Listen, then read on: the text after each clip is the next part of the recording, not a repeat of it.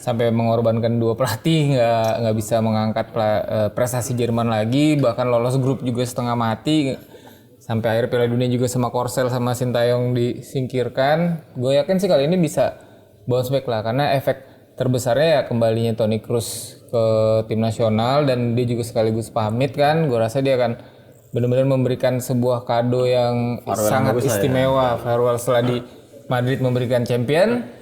Siapa tahu Di timnas, siapa tahu dia memberikan gelar juara Eropa.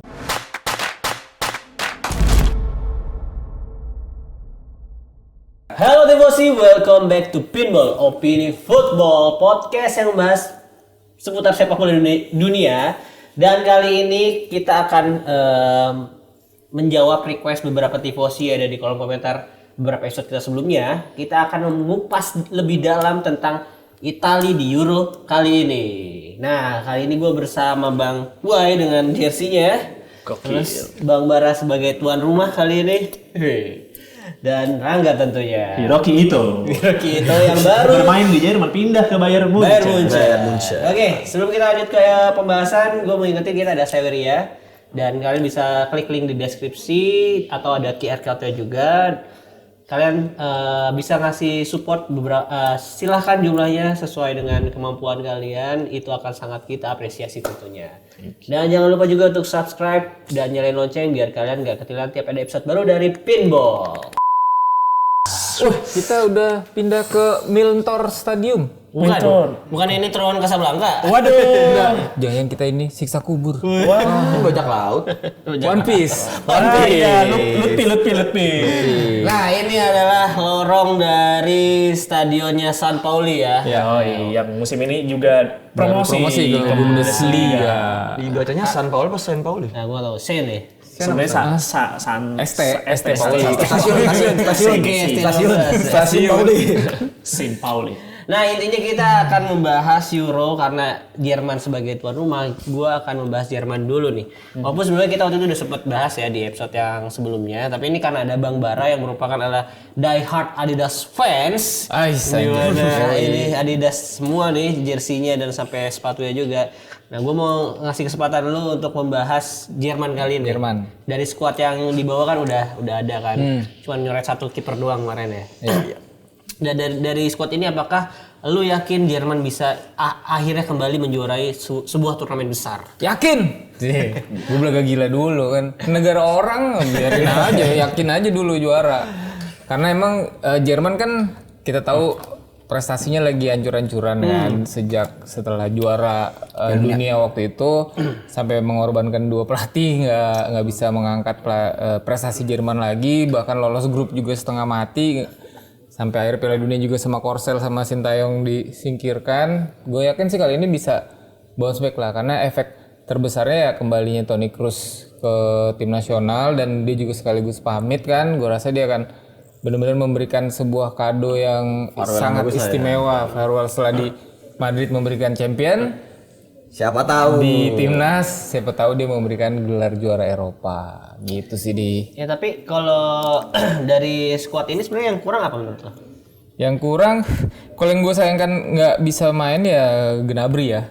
Karena dengan dia juga udah main bareng sama Nagelsmann di Munich, gue rasa dia sudah cocok banget di skemanya, udah tahu banget Nagelsmann maunya gimana kan. Kita tahu salah satu pelatih modern juga yang sangat liquid formasinya, dari back 4 transformasi bisa ke 3, terus kemudian ada Florian Wirtz juga yang The Wizard yang sedang digadang-gadang juga wonderkid di Jerman ya.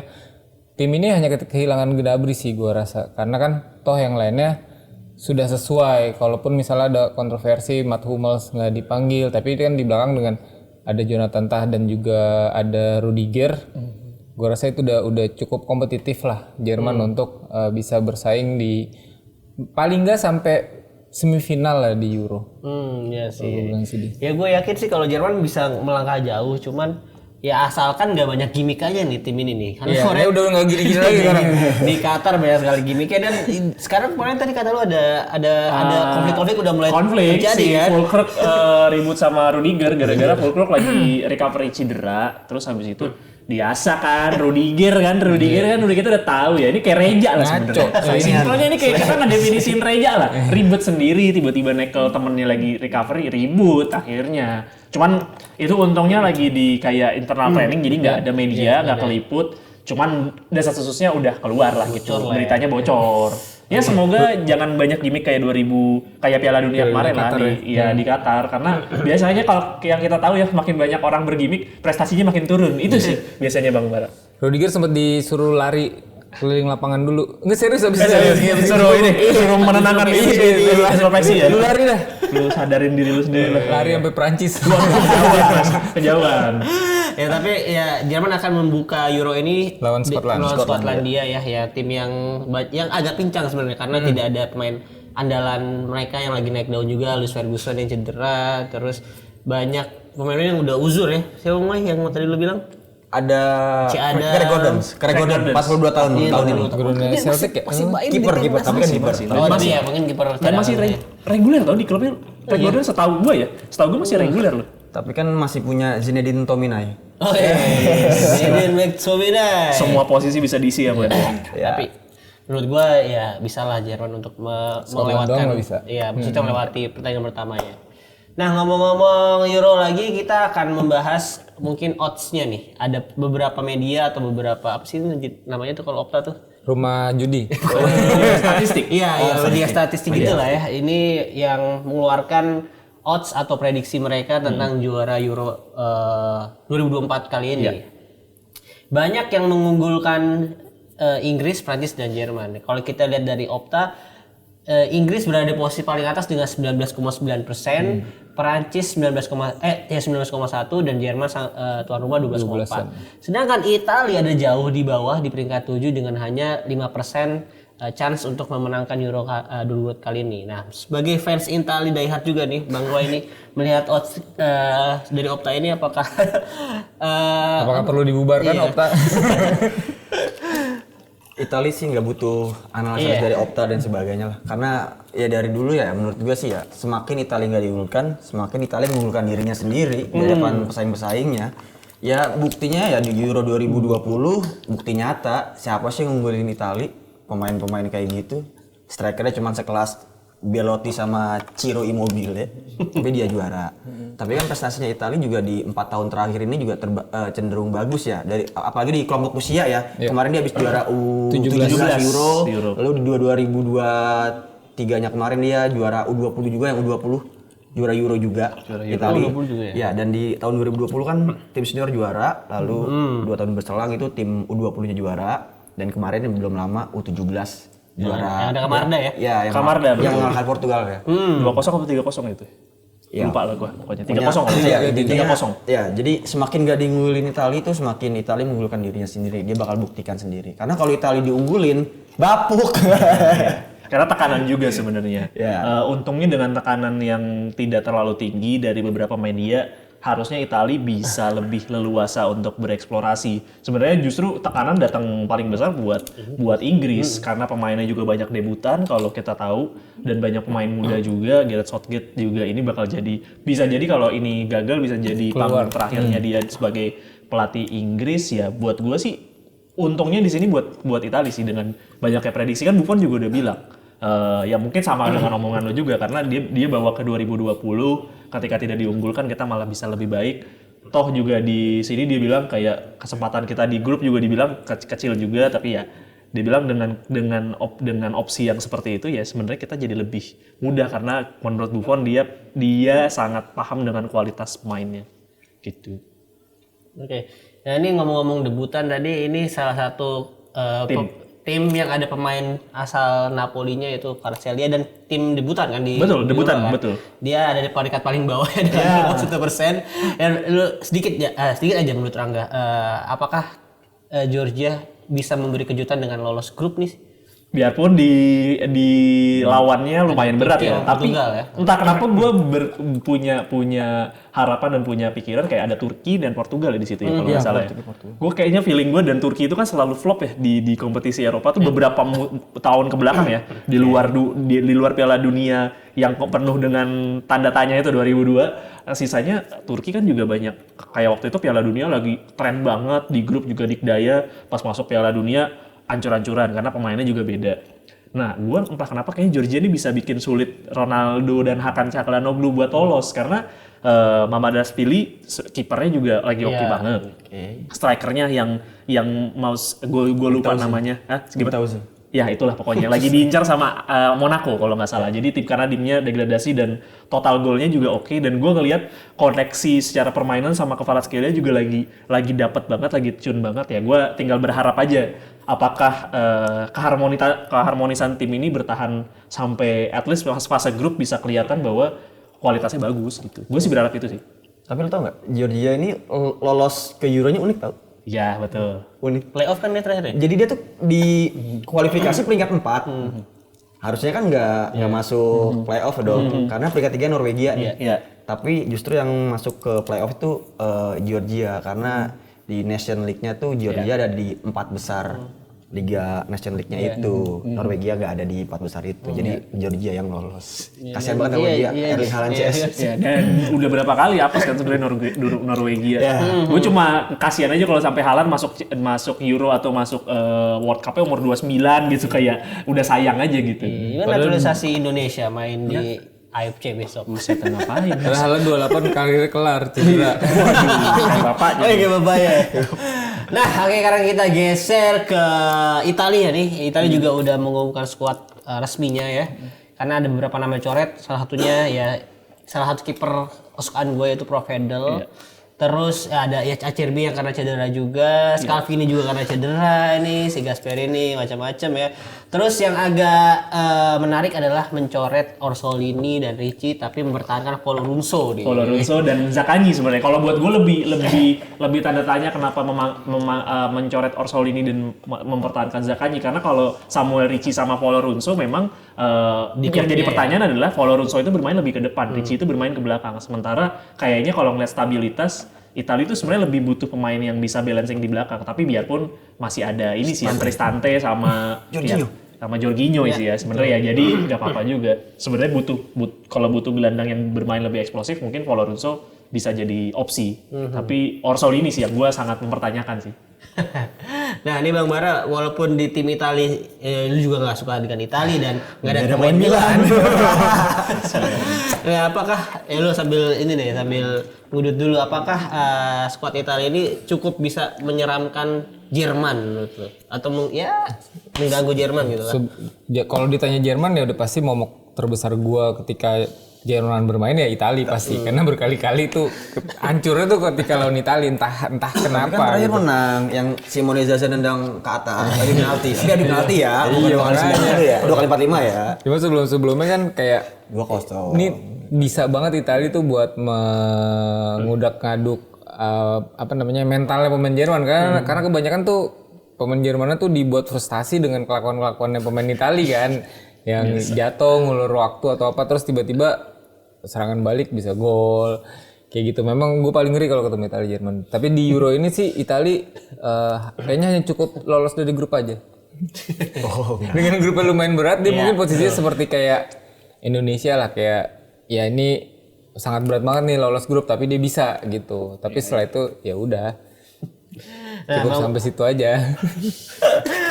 Kalau menurut Bang Wai, apa dari skuad Italia ini apa yang masih ada yang kurang nggak? Kalau menurut gue sebenarnya nggak ada yang kurang ya, karena memang masih gitu-gitunya doang. Yang tersedia cuma itu doang, cuma ini aja. Maksud gue yang di sini juga yang tadi dibilang sama malah Orsolini, Ricci dicoret ya, gue juga masih tanda tanya Spalletti nih. Kayaknya Spalletti anti banget ya sama pemain winger yang posisinya kanan berkaki kidal ya. Karena Politano aja di squad sementara nggak dibawa. Bahkan Orsolini di uji coba terakhir aja, di pertandingan uji coba terakhir dimainin, tapi tahu dicoret. Dan kalau untuk Samuel Ricci ya udah pasti sih, karena lebih milih Folorunso. Dan yang gue salut itu juga El Shaarawy masih masuk ya. Padahal dia di 2 pertandingan terakhir tuh nggak main El Shaarawy. Tapi mungkin Spalletti melihat dari segi versatilnya El Shaarawy mungkin ya. Karena di musim ini dia bisa ditaruh di bek kanan, bisa taruh di bek kiri. Mungkin lebih ke situ kali ya. Dan tetap gue masih gedek Jorginho masih aja pemain inti. Lo ngapain Jorginho? Enggak, kemarin pas lawan Turki uji coba 0-0 itu kayak Pellegrini itu nggak kelihatan banget karena terlalu lama delay bolanya Jorginho. Karena kan harusnya tuh karena kan sekarang pemain-pemain di gelandangnya Italia ya seperti Cristante, Pellegrini, Barella itu kan di klubnya kan terkenal taktis ya, maksudnya bermain cepat ya. Masuk Jorginho jadi dirusak sama Jorginho. Temponya jadi memang salah satu pertaruhan dari seorang Spalletti juga melihat dari tactical dia yang sebenarnya butuhnya fluid, butuhnya cepat, transisinya cepat, tapi memanggil seorang Jorginho sebagai gelandang. Memang gue tahu visinya dia, passingnya dia bagus, tapi ketika lu keluar dari pakem tempo yang lu harapin dengan adanya Jorginho, terus dia harus adaptasi. Itu sih menurut gue pertaruhan terbesarnya begitu. Apakah Jorginho bisa beradaptasi dengan taktiknya Spalletti atau mau nggak mau Spalletti harus beradaptasi dengan Jorginho-nya. Ya dia tinggal pilih mau yang mana. Sementara gue nonton lawan Turki sih nggak banget sih. Itu seperti masuknya Mark Locke di timnas kita ya. Tapi ya kalau misalnya gue jadi Spalletti nih, gue bakalan mainin Jorginho mulai dari 16 besar. Itu pun extra time. Kenapa tuh mentalitasnya? Buat antisipasi dan mentalnya juga memang lebih teruji. Tapi ya mungkin ada mungkinnya juga Spalletti juga udah mulai shifting dari strategi yang biasanya dia lakukan mungkin di Napoli gitu. Karena ya di Napoli Politano juga salah satu andalan dia kan. Maksudnya winger kanan dengan kaki kiri sebenarnya kan andalan dia juga gitu. Kalau Politano mungkin kita jangan bahas ya. Maksudnya boleh nggak kita nggak usah bahas pemain itu karena orang dengan logika pun juga bisa melihat kualitasnya dia di mana gitu. Kalau Orsolini kita berdebat sampai malam nggak apa-apa. Tapi kalau Politano mungkin kita masukin dia ke tong sampah dulu boleh ya, maksudnya kita udah lihat yang lain enggak, tapi di luar itu mungkin ya sorry di luar itu buat kayaknya dia memang mau nggak mau harus beradaptasi sama pakem taktiknya dia karena pemain yang dia bawa semua ini dengan taktik yang Spalletti kita tahu di Napoli itu nggak bakal berjalan sih buat gue. Makanya dia memang mesti memaksakan pakem baru di mana dia harus beradaptasi dengan pemain yang ada sih. Buat gue sih itu. Dan yang jadi pertanyaan sebenarnya itu Bang Woy. Kalau lo lihat dari sini pemain dengan kaki kiri banyak banget dan di posisi kiri. Kan ada yang bikin meme taktiknya Napoli jadi yang Spalletti jadi yang di kanan cuma 2, sisanya semua di kiri. Itu lucu banget sih. Iya, ini kalau menurut gue hal yang paling bagus dari Italia di Italia kali ini adalah dari segi defensif lah ya. Iya. Ini diisi oleh pemain-pemain yang ya selain Scalvini yang menurut gue yang sangat disayangkan gitu. Ini tetap sebagai tim yang kuat sih ya. Kita ngomongin Buongiorno, terus ada Bastoni, Calafiori, dan ada tambahan Gatti juga kan yang menggantikan Acerbi. Tolong Mancini aja yang kita sebut. Gatti itu memang anak orang dalam kayaknya. Dia kayaknya yang ngotok kakinya Scalvini biar cedera sih kayaknya. Iya maksudnya ini menurut gua Italia bisa jadi salah satu tim dengan jumlah kebobolan paling sedikit sih di Euro kali ini. Hopefully. Iya. Ya gue sih nggak berharap dia gol sedikit, tapi gue berharap dia lolos lah gitu ya. Percuma kan 0-0 kagak lolos kan males ya. Sedikit karena cuma 3 kali. Bisa karena gini buat semua tim juga sih. Intinya lu di 3 pertandingan punya 3 poin, opsi lolos lu tuh 70%. Yang penting selisih gol lu bagus. Karena kan yang diambil kan 3 terbaik, diambil kan 4 tim kan. Gue nggak nonton sih Bang Woy. Kalau gitu gue mending kagak nonton. 0-0 ya, mending gue kagak nonton Bang Woy. Mau gue dukung Italia kayak apa, mending jangan ditonton. Tapi ya dengan taktikal yang bakal kemungkinan besar 3-4-2-1 kali ya. Kemungkinan besar ya kalau gue lihat atau 3-4-3. Aduh, gue sangat berharap fluiditas taktiknya Spalletti sih di sini. Gue sangat berharap sih. Tapi belum tentu juga sih, karena pas lawan Turki itu kan pakai 4-2-3-1. Betul. Nah, hasilnya 0-0. Betul. Memang clean sheet, tapi mainnya nggak banget. Tapi pas lawan Bosnia kemarin terakhir dia pakai 3-4-2-1. Itu malah lebih enak. Iya, betul. Tapi tetap nggak enak karena masih ada Jorginho di tengah.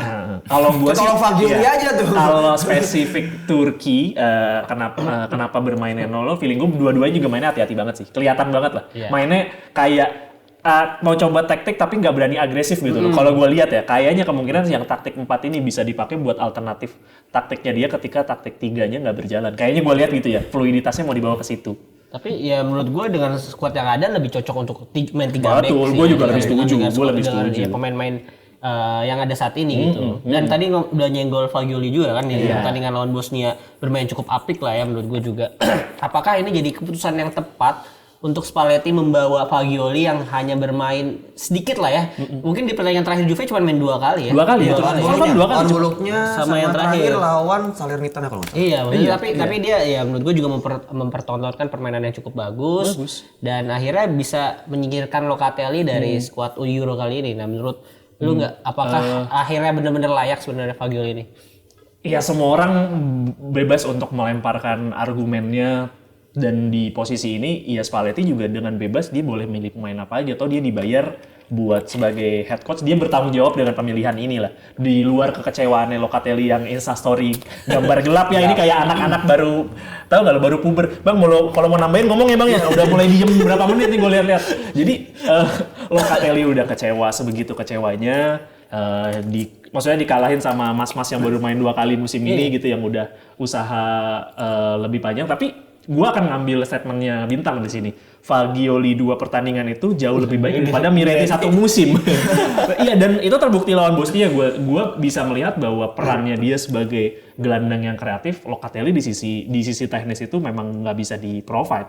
Tapi memang yang jadi pertanyaan, ya kalau ada nama-nama lain yang harus dicoret, buat gue mungkin Folorunsho nggak harus masuk, ya mungkin Locatelli bisa masuk. Buat gue ya, ketika lo masukin Fagioli, tapi itu pun juga jadi terlihat tidak adil. Kalau ditanya keadilan, buat gue ini pemilihan yang tidak adil. Tapi kalau ditanya apakah ini, dengan kebutuhan taktik, feeling gue diambilnya Fagioli juga ada keputusan Spalletti di masalah taktik sih. Jadi gue kayaknya di sini jawaban gue jawaban diplomatis lah. Buat gue mungkin cocok tapi tidak adil buat gue. Nah kalau gue nanya, apakah ada kemungkinan Fagioli selama dia menganggur, dia ngedeketin Spalletti, nempel-nempelin biar bisa dapat Dia neror. Nggak main gabut boleh gak gitu, lagi nggak ngapa-ngapain nih saya gitu, bisa jadi. Ya, karena emang setuju sama lu sih, maksudnya Locatelli secara dia daya juang di lapangan pun gue lebih setuju sebenarnya Locatelli yang masuk. Tapi mungkin demi kedalaman squad dan taktikalnya si Spalletti, ya mau nggak mau dia harus memilih kan pemain di posisi ini, ya dia memilih Fagioli sih. Oke. Nah, ini di pembahasan selanjutnya kita akan membahas tentang gelandang. Tadi kan ngomongin gelandang kan? Betul.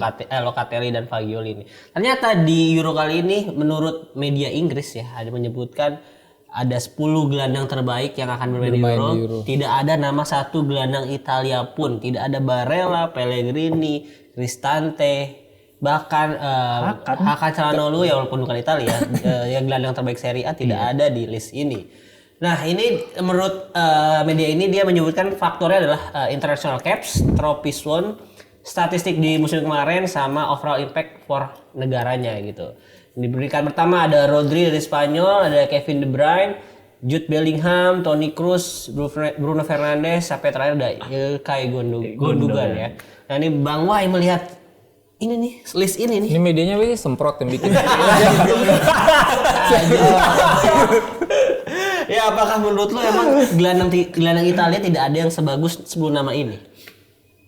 Kalau ini media apa dulu nih, gue penasaran juga dari mana ini. Dari mana dulu nih? Kayaknya Squawka atau gue lupa, tapi seingat gue ini media Inggris yang mengangkat ini. Karena menurut gue di nama-nama ini Musiala nggak, menurut gue nggak. Gundogan nggak. Modric juga udah habis lah, udah nggak. Declan Rice juga menurut gue kurang lah ya. Kalau untuk Rodri, De Bruyne, Bellingham mungkin kalau di top 3 masih oke lah. Tapi kalau untuk Barella nggak ada di 10 besar ini kayaknya gimana ya menurut gua?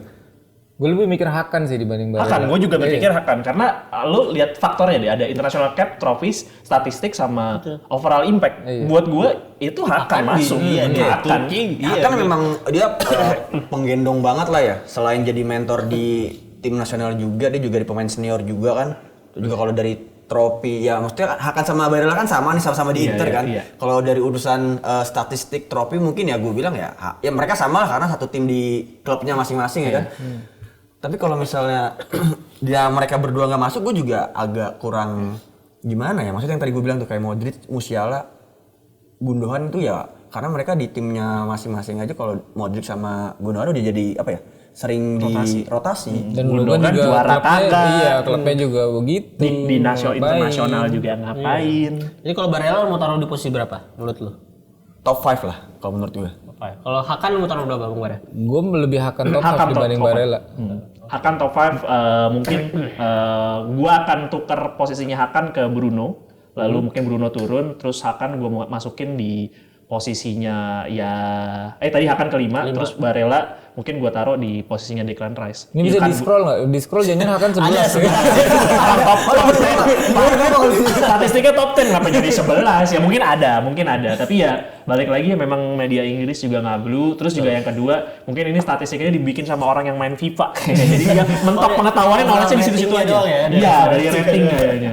Wah kok Bruno masih masuk di sini? Ya internasional mungkin oke tapi overall impact-nya dia terus statistiknya dia di musim ini juga ya biasa banget sih buat gue. Oke, berarti next aja kita akan membahas tentang pertandingan Italia yang akan menghadapi Albania kalau di Indonesianya main hari Minggu jam 2 kalau nggak salah ya. Yes, betul. Itu Katanya terakhir yang ada nobar juga. Betul. Oh, iya. Mungkin boleh disampaikan dulu nih. itu nobar yang mana nih? Yang Itali itu kata kemarin? lu? Kemungkinan akan mungkin nanti kita bisa share pantengin aja di Instagramnya Pinsport. Kemungkinan kita bakal ada either kita join nobar orang atau kita nge-host untuk jadi acara nobar salah satu tempat lah. Kemarin di GBK ketemu Genta juga gua. Iya. Oh, lu ketemu kita di sana ya?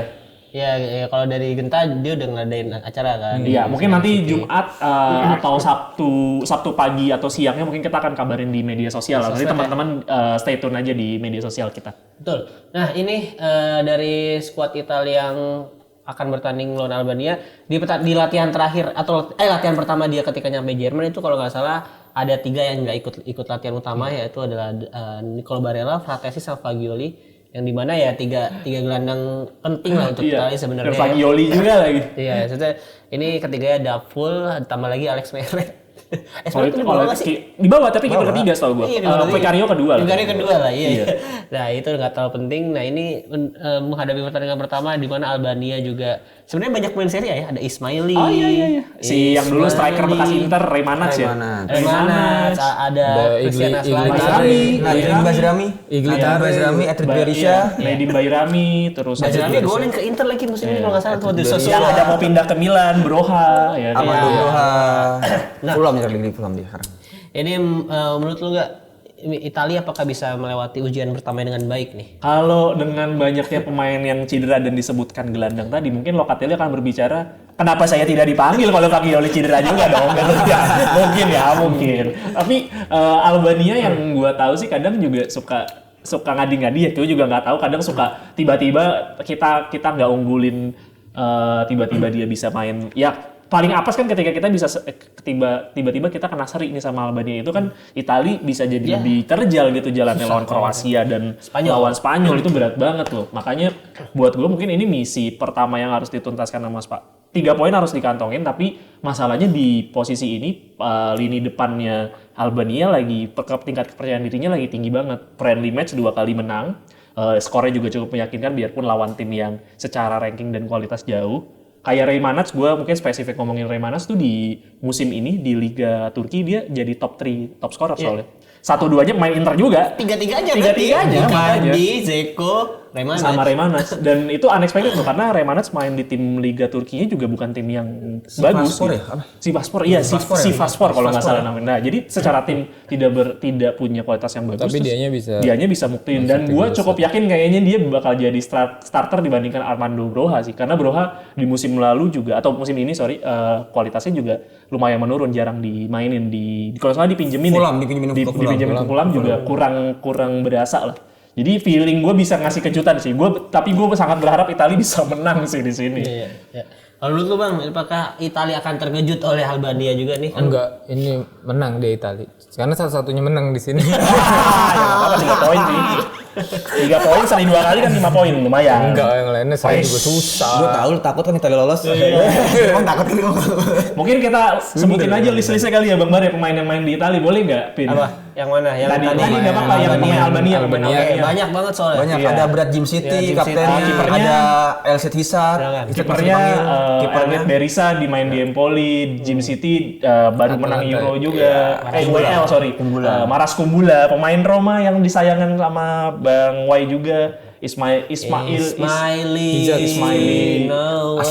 Aslani, Elhid Isach, aduh gue lupa ada pemain kesayangan gue di situ. Terus juga kita geser lagi ada Ramadhani musim ini juga lagi oke banget di Lecce, iya. Lalu ada Melon Berisha. ada ex yang pernah di Serie A juga, Strakosa. Iya, Strakosa sama si tadi Remanac, Medon Berisha. Jadi mungkin udah banyak banget Bayrami. Jadi udah berapa tuh? Udah hampir 10 kali. 7 sampai kalau dihitung sama X ya. Lebih dari setengahnya mungkin Iya, lebih dari setengahnya. Mungkin kayak pulang kampung ya kalau ketemu sama teman-teman kantor kayak gitu. Lah, Mas di sini juga gitu. Nah, ini dengan ada faktor banyak main Albania yang main di Italia, apakah jadi faktor juga buat Albania bisa seenggaknya mungkin udah sering bermain dengan pemain-pemain ini nih. Jadi udah tahu celahnya atau kelemahannya gitu. Menurut Bang Wai gimana? Ya, dari dulu ini kan sebenarnya Albania itu kan pemain-pemain Albania ya, kalau dia mau profesional udah profesional dia tuh pasti tujuan utamanya ke Italia. Dari dulu ya, bahkan bisa dibilang nih satelitnya negara Italia. Zaman dulu kita ingat ya mungkin Mohamed Kalon, Iglitare kan dari Albania, dia kan langsung ke Italia juga. Dan menurut gua apalagi di Albania di sini dia datang ke Euro juga statusnya juara grup di kualifikasi kan. Yes. Dengan pelatihnya Silvinho ya. Silvinho, mantan legendnya Corinthians, Arsenal sama Barcelona. Ya, sama jadi- City dia main 10 kali tapi. Oke. Ini Silvinho kecil back gitu ya? Silvinho, iya betul. Asistennya Roberto Mancini juga. Iya, betul. Iya. Iya, apalagi ditambah besok kan Barella, Fagioli dan gue juga enak banget pasti Jorginho bakalan main lagi nih. Ya gelandangnya kayaknya di tackle-tacklein kali itu juga. Ya kayaknya gue juga di sini untuk di gelandangnya mungkin Jorginho sama Cristante bakal duet lagi di tengah. Lalu di sektor depannya ya Pellegrini, Chiesa dan Retegui mungkin yang akan dimainkan dari awal. Ya. Di Skamaka nggak main? Mungkin dari babak kalau menurut gue sih Skamaka akan main kalau Spallettinya pakai formasi 3 back mungkin ya. Kayak seperti lawan Bosnia. Tapi kalau misalnya di 4 back mungkin lebih cenderung ke Retegui. Karena nggak liquid deh kalau saya nggak terlalu fluid kalau Skamaka bermain di tactical yang 4 karena Retegui itu lebih bisa turun ke belakang. Mungkin dia lebih nyaman dengan Retegui dan Raspadori. Kalau misalkan pakai taktik yang lebih rigid, Skamaka lebih oke sih buat di situ. Iya karena balik lagi kan apalagi Barella, Fagioli itu udah nggak ada ya kan. Otomatis kan ya gelandang sisa Jorginho, Cristante, Pellegrini, Folorunso, Ricci ya itu Folorunso ya buat cadangan aja lah. Lapis 3. Cadangan. Ya kan kalau udah menit 80 udah ngamanin keunggulan ya mainin deh tuh. Siapa tahu dari jarak jauh bisa golin ya kan. Folorunso, as usual. Ya paling itu aja mungkin yang gue masih penasaran ini siapa nih starting yang bakal dipakai di bek kanan dan bek kiri. Karena Di Marco juga saingannya berat juga. Cambiaso juga mainnya bagus kemarin pas lagi lawan Bosnia. Nggak diganti dia. Iya. Dia nggak diganti. Villanova oke. Jadi memang kanan kiri ini persaingannya lumayan ketat sih. Sangat ketat. Dan Cambiaso bisa di kanan juga. Kanan juga bisa. Jadi bisa numpuk banyak lah. Jadi ya seperti itu. Mungkin ya Italia harus menang sih. Gue sih yang penting Italia menang 1-0 juga gue udah seneng banget. Ya nampaknya menurut gue juga Italia akan ngincar kemenangan tapi dengan hati-hati gitu. Jadi nggak mungkin bisa menang dengan margin yang agak jauh. Gue sih prediksi ini ya bisa 2-0 maksimal menurut gue. Menurut Rangga berapa? Gue berharap lebih dari itu sih, tapi ya mungkin 1-0 cukup lah buat kunci kemenangan. Gimana? Gue 2-1 Italia. Jadi nggak win sheet ya? Menang. Iya bola. Broha. Remanat hat-trick bisa kali. Bang Wai berapa Bang Wai? 1-0 sih. 1-0 ya? 1-0. Tapi intinya ya kita semua prediksi Italia menang dan ya ini menurut gue sangat masuk akal sih. Maksudnya chance emang gede banget sih untuk lawan Albania menurut gue. Oke, nah ini mungkin sebelum kita mengakhiri episode kali ini udah banyak beberapa public figure yang mengeluarkan prediksinya sebelum turnamen ini berlangsung ya. Salah satunya ada Jose Mourinho yang memprediksikan bahwa negaranya akan menjadi juara. Terus untuk Golden Boot atau top score dia Harry Kane yang memilih Harry Kane dan untuk pemain terbaik ada di Jude Bellingham. Nah ini mungkin kita akan berlaga gila aja, prediksi gila-gila aja dulu ya untuk Euro kali ini ya. Mungkin ini kalau belaga gila bisa gila beneran soalnya nih. Ya maksudnya yang masuk akal ya, yang masuk menurut akal. kita, Oke, boleh. Sebagai ini juga. Jangan Sesko lu top score kan. Enggak, tadi gue mau Remanat soalnya makanya gue bilang kan boleh gila kan nih. Ya Bang Mara dulu deh. Ya juara Jerman lah. Oke. Ya, Top terus skornya Mbappe. Mbappe yang kakak. Untuk pemain terbaik? Pemain terbaik Toni Kroos. Oh karena iya Bawa Jerman juara. Jerman juara dan persembahan untuk negaranya dan untuk karir dia terakhir juga ya. Bang Wai? Aduh, gue pakai baju Itali lagi. Aduh, gue pakai baju Italia. Nah, tapi kalau buat gue sih Spanyol. Juara Spanyol. Terus untuk top skornya Lukaku. Pemain terbaiknya Rodri. Top skor Lukaku nih. Iya, Ya karena di grupnya cenderung ini kan. Masuk akal sih. Iya. Lu enggak Prancis juara, top skor juga Mbappe. The best player of turnamen ini menarik, tapi gue mungkin akan bilang Jude Bellingham juga sih. Bellingham juga. Iya. Oke, ini mungkin gua yang satu-satunya mendukung Itali ya di sini. Kita berkhianat ya tiga ya. Gua akan gila tetap Itali juaranya. Top skor untuk ini gua Davide Pratesi. Karena lagi gacor juga di Bodo Itali. amat, bodo amat. Percaya sama gua. Percaya sama gua. Walaupun Aldi kurang Inter tapi dia sangat Itali ya. Tapi menurut gua 3 gol lah Pratesi. Tapi 3 gol jadi top skor, yang lain cuma 2 doang udah. Bodo amat di, bodo amat. Pemain terbaik adalah ya tetap Mbappe sih menurut gue. Karena dia banyak golnya tapi timnya dia kuatrik, timnya kalah 5-4 gitu. Kasihan aja. Tapi kemarin dia lo dengar wawancaranya dia nggak? Bahasa Inggrisnya bagus banget tuh. Iya. Sebagai orang Prancis bahasa Inggrisnya sangat fluid dan gue sih kaget sih ngeliat respon bahasa Inggrisnya dia. Gue kira kagak bisa maksudnya bahasa Inggrisnya patah-patah ternyata bagus banget tuh. Iya karena dia emang. Tapi maksudnya kan di Prancis juga bukan bahasa utama kan. Ya mungkin buat teman-teman yang melihat itu bisa jadi motivasi untuk belajar bahasa lain dengan baik gitu maksud gua. Motivasi anjir. Ya udah itulah episode kali ini. Menurut para Timosi gimana pembahasan kita tentang tadi ada Italinya, terus ada Jermannya juga. Terus menurut kalian siapa tadi, sama kayak kita ya, ada 3 prediksi ya, ada tim terbaik, tim juara, top score dan pemain terbaik. Silahkan tulis di kolom komentar versi kalian. Nah, thank you untuk teman-teman yang sudah menonton episode kali ini. Jangan lupa nyalain loncengnya biar kalian gak ketinggalan tiap episode baru, di subscribe dan story kita juga kalau kalian mau ngasih support untuk kita. Terus jangan lupa juga untuk follow Instagram dan TikToknya ada di pinsport.com untuk dapetin berita olahraga ter-up to date. Gua Aldi pamit mewakili teman-teman semua. See you on another episode. Bye bye. Apa tuh?